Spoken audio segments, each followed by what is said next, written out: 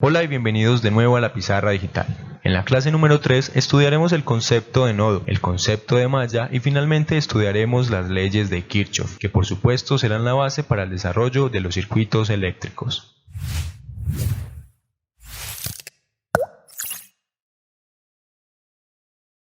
El primer concepto que veremos corresponde al concepto de nodo, que por definición es el punto de unión común a dos o más elementos. Es también un nodo el terminal de un elemento en circuito abierto. El grado de un nodo se define por la cantidad de elementos que convergen a este.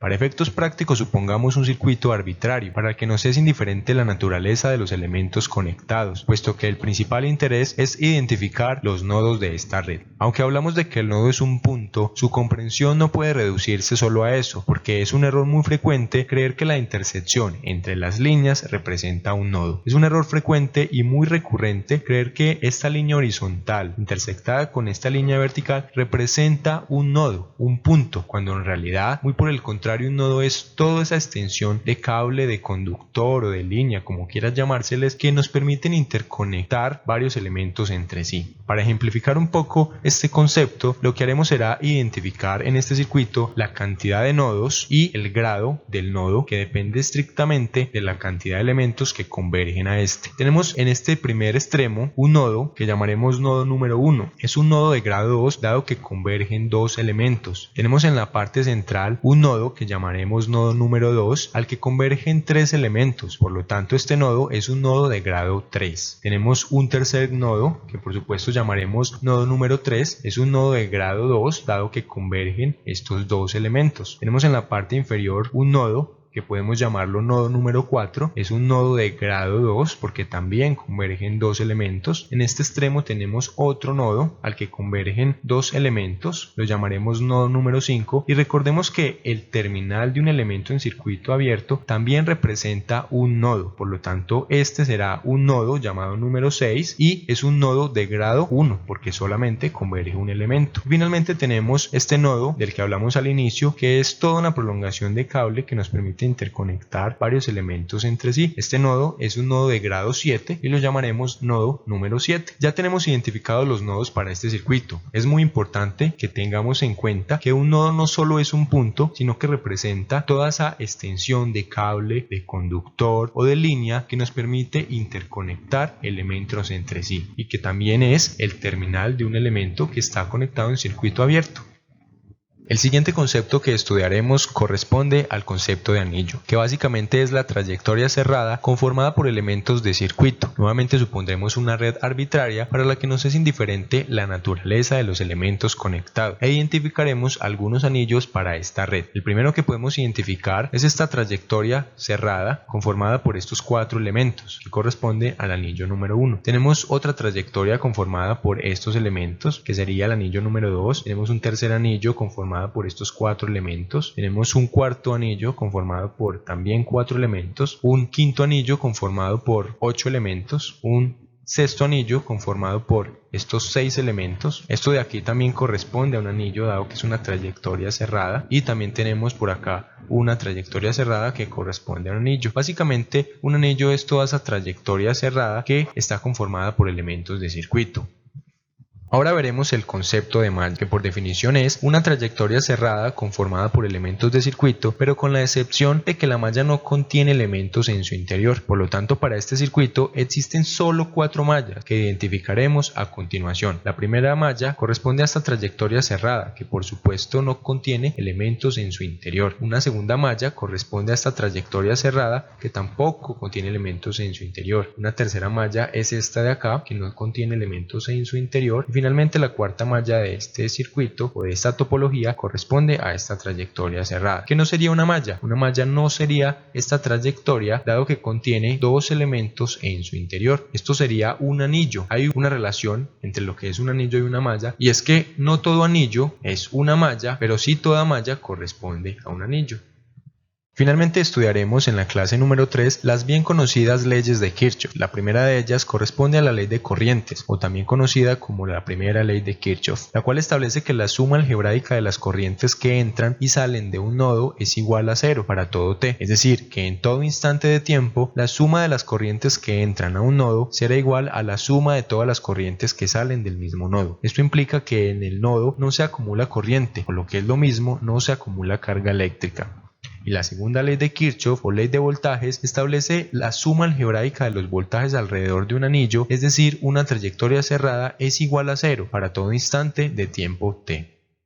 Estudiaremos la primera ley de Kirchhoff o ley de corriente, que como bien vimos establece que la suma de las corrientes que entran y salen de un nodo es igual a 0. Supongamos entonces un nodo al que entran las siguientes corrientes. Por este extremo entra una corriente igual a 3 amperios, por este extremo entra una corriente igual a 8 amperios y finalmente por este conductor entra una corriente igual a 10 amperios. Sale por este conductor una corriente de 12 amperios y por este conductor una corriente de 4 amperios. ¿Cuál es la pregunta en cuestión? ¿Cuál debería ser la corriente que sale por este extremo para que se satisfaga la primera ley de Kirchhoff? Lo que primero haremos será suponer positivas todas las corrientes que entran, por lo tanto las corrientes que salen serán negativas. Esa será la referencia con la que trabajaremos para este caso. Sumemos todas las corrientes positivas, es decir 3 amperios más 8 amperios más 10 amperios, que son todas las corrientes que entran, y finalmente restemos las corrientes que salen del nodo, es decir esta corriente de 12 amperios menos esta corriente de 4 amperios y por supuesto esta corriente que también sale del nodo que llamamos I. Todo esto deberá ser igual a 0 por la ley de Kirchhoff. Si sumamos todos los valores que conocemos, hasta este punto tendremos 5 amperios positivos, es decir 5 amperios que entran al nodo, que por supuesto deberán ser desalojados por alguna de estas corrientes, pero como ya sabíamos que esta tenía un valor de 12, esta igual a 4, es imperativo entonces que esa corriente salga por acá, porque la corriente no se acumula en los nodos, por lo tanto este valor será igual a 5 y por supuesto negativo, indicando que sale, para que así se satisfaga como tal la expresión o primera ley de Kirchhoff.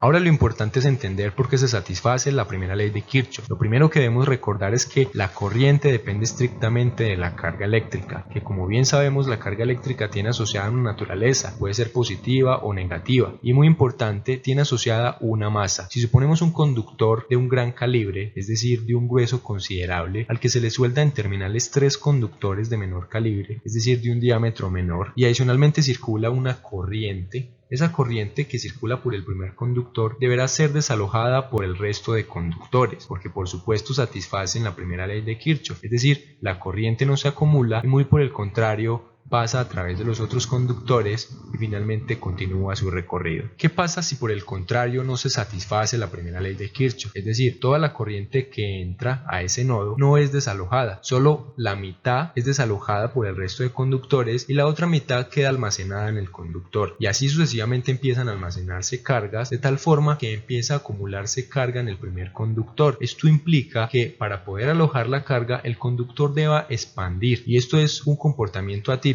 que no ocurre normalmente en los circuitos eléctricos, dado que los conductores permanecen de igual diámetro y la carga que entra, es decir, la corriente que entra a un nodo es exactamente la misma que sale.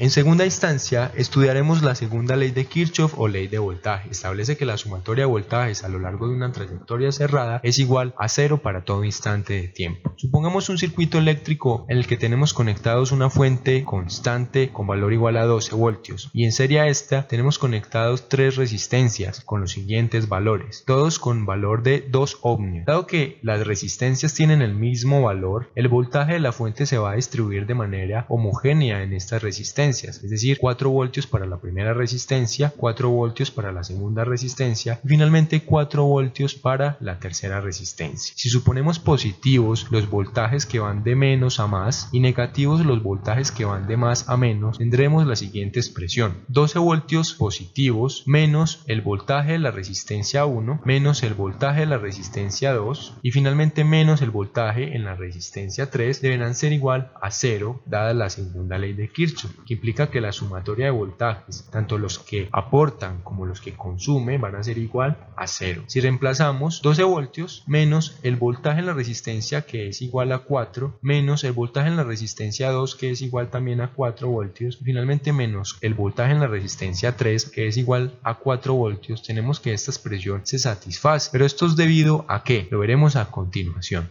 La segunda ley de Kirchhoff o ley de voltajes se satisface debido a que en un circuito eléctrico hay elementos activos y elementos pasivos, es decir, elementos que entregan energía al sistema y elementos que la consumen o la almacenan. El primero de ellos es un elemento activo que transforma energía de cualquier naturaleza, es decir, energía hidráulica, energía solar, energía térmica, en energía eléctrica que provee a este sistema eléctrico. Y los segundos elementos son elementos pasivos que almacenan o consumen o transforman energía eléctrica en calor. Hay una ley que se llama la ley de conservación de la energía. Esta ley establece que la energía no se crea ni se destruye, simplemente se transfiere o se transforma. Por lo tanto, en un circuito eléctrico siempre habrá elementos activos que entreguen energía y por otro lado elementos pasivos que consuman o almacenen o transformen esa energía en otro tipo de energía. Pueden ser energía transformada en calor y por lo tanto así es que se satisface la segunda ley de Kirchhoff o ley de voltajes. Finalmente resolveremos un ejercicio práctico en el que pondremos a prueba todos los conceptos vistos a lo largo de esta clase número 3. Partiremos de un circuito eléctrico al que tenemos conectada una fuente de tensión y 3 resistencias de las cuales tenemos esta información, los parámetros de cada uno de ellos.